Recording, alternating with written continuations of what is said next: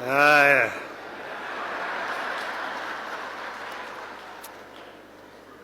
I don't know what is very interesting. Your Excellency the President, all protocols observed, ladies and gentlemen. I want first to begin by putting this meeting here in context. As you know, me and His Excellency the President had a meeting sometimes last year. And we came up with what's called a MOU. And that MOU has 9 points. One of them was corruption, fighting corruption. So sometimes last year, we had decided that we are going to convene a national conference on corruption. That we are going to charge the Building Bridges Initiative to convene it. Later on, we thought that if we have the Building Bridges Initiative doing it, it will be seen as just Uhuru Raila, more like a public relations exercise.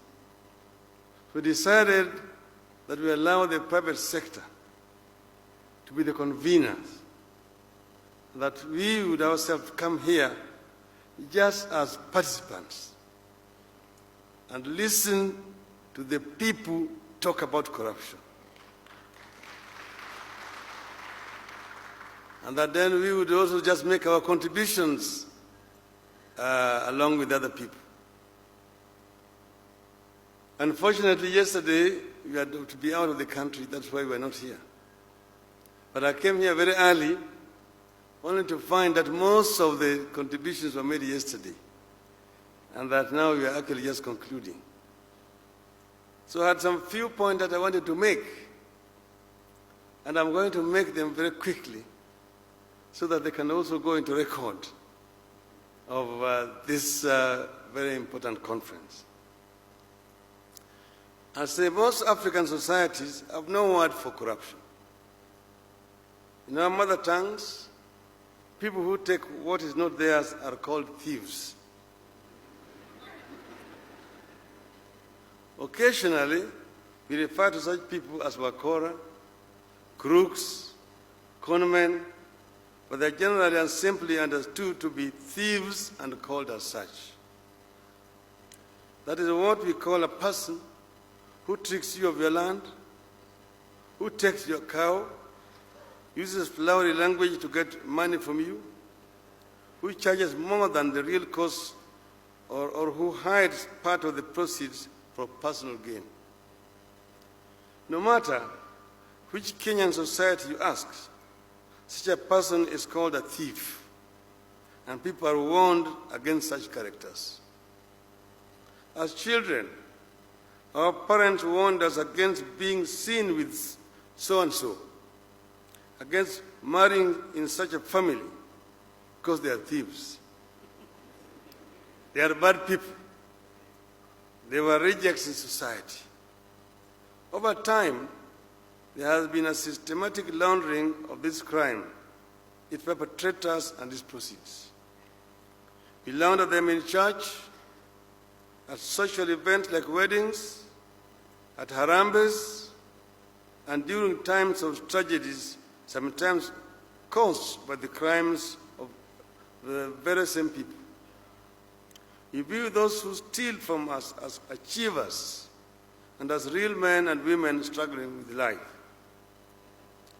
Those who steal from us and who then give back partly out of guilt and partly to buy our admiration and silence are seen to be generous or development conscious, even when we know they are not. We welcome them to social and religious events with open arms and cheers and roll out the red carpet for them, but frown at the chicken thief and look for tires to lynch them. Why have we changed and made stealing something whose nature and dimensions are difficult to understand and whose real name we refuse to pronounce? How has this impacted on our war on this crime? Still on the issue of attitude, there is some sympathy and reverence we have developed for corrupt people, the thieves. We kind of feel sorry for the big shot who has been taken to court for stealing billions using the pen or through the electronic bank transfers, while we feel nothing for the ragged man accused of stealing a cow or a chicken. That person does not get bail in Chief Justice's court. Aende kabisa. The ordinary citizens look sorry, the police officer looks sorry, and even the judges look sorry. You have contributed to this problem as a society. We need to end it as a society before we bring in the government. And the issue of attitude features strongly on our idea about the government. We seem to believe that the government is something alien or institution that grows money on trees, and that whoever steals from government money has not stolen from us, because the government's money is somebody's money. In fact, such a person is seen as a hero who has conquered some enemy. Yet the truth is that the government has no money of its own. It's only our taxes.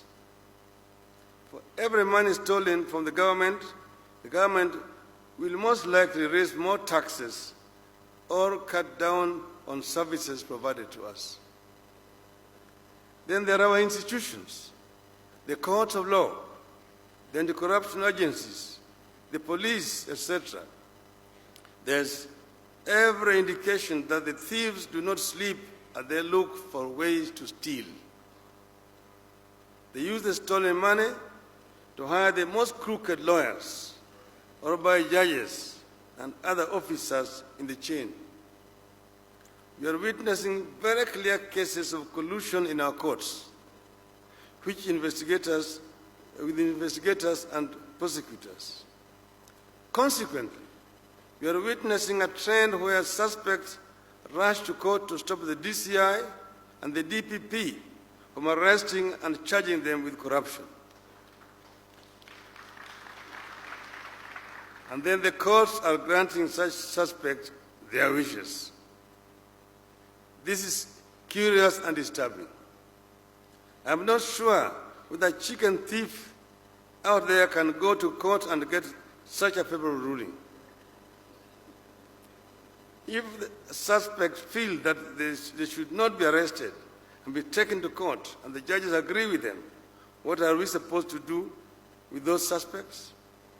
When a man who has stolen money meant for drugs in a local hospital asks judges to stop his arrest, and the judges agree with him, what are the mothers whose children died for lack of drugs supposed to do?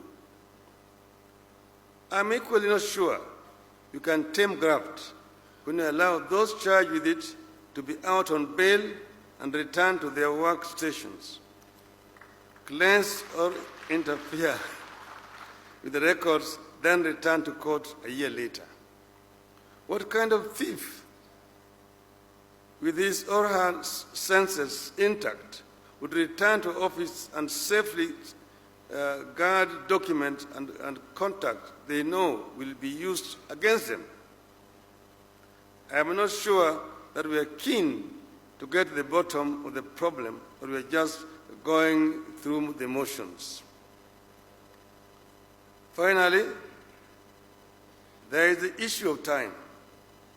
How long should one corruption case take to start and to be dispensed with? Is it a year, a decade, or a generation? Societies have stemmed the tide against corruption, and those that have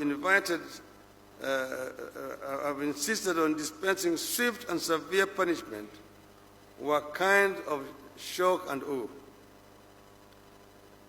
Such societies understand that the corrupt who go unpunished or who take too long to be punished become heroes of sorts and continue to undermine the values of society and pillars of the state.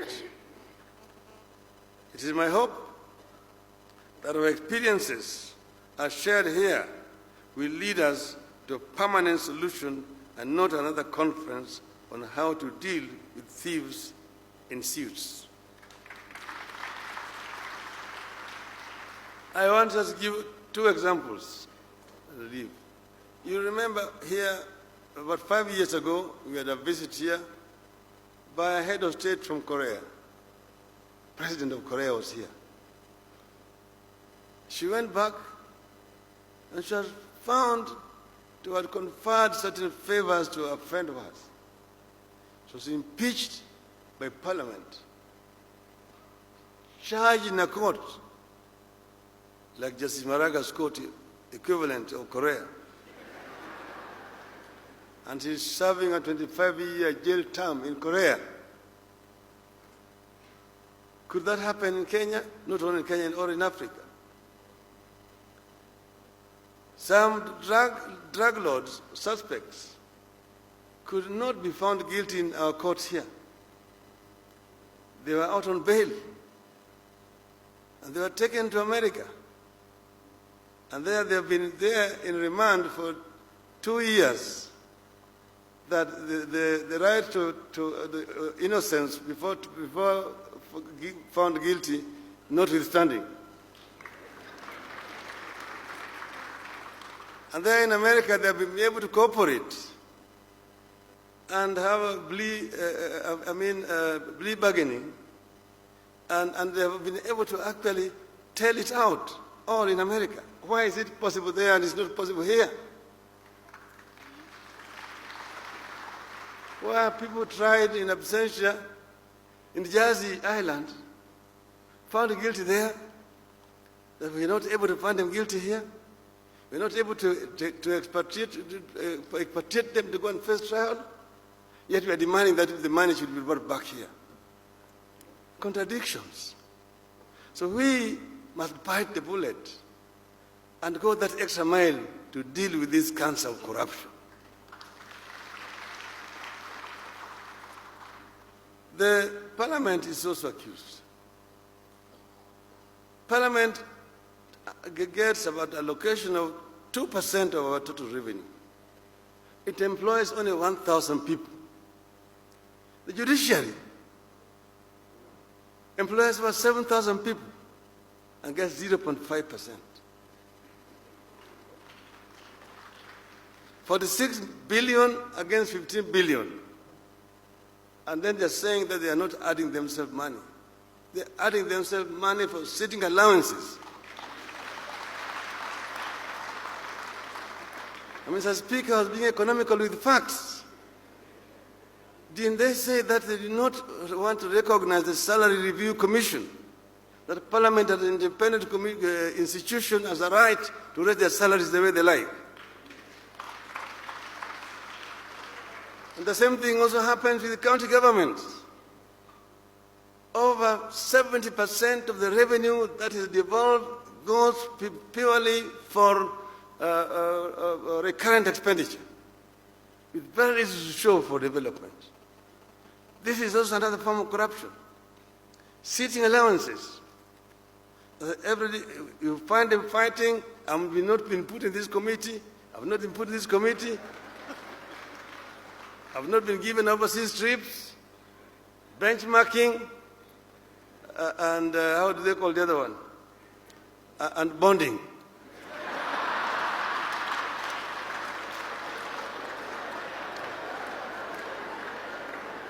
That's where our public money goes. So we need to face this directly and openly and deal with it. This is when we are going to be able to slay this dragon of corruption. Your Excellency, let me tell you a story that I was told when I was Minister for Roads and Public Works in my other early incarnation. This is a minister from Nigeria for roads and public works who went on a tour to Malaysia. There, on invitation. So he was taken by his host, taken around the country, shown the highways that they have constructed in Malaysia. And then in the evening, he was treated to dinner at the residence of that minister. There, he found a nice mansion, a swimming pool, and nice sofa sets, and dinner sets. So at dinner, so he asked his host, "How did you manage this house?" The host took him to the balcony and showed him, "Look yonder. Do you see that highway there? Yes, 10% here."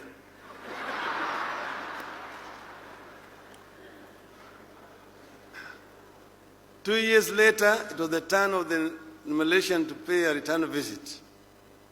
When he went to Nigeria, he was taken around the roads. He saw roads were potholed, some of them untarmacked, and in very poor state of affairs. In the evening, he was taken to dinner, and he found a palatial mansion, Olympic-sized swimming pool. The sofa sets were imported from Britain.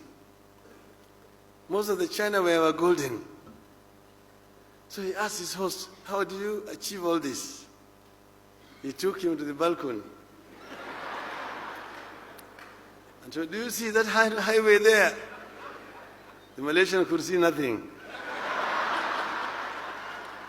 He was told, 100% here.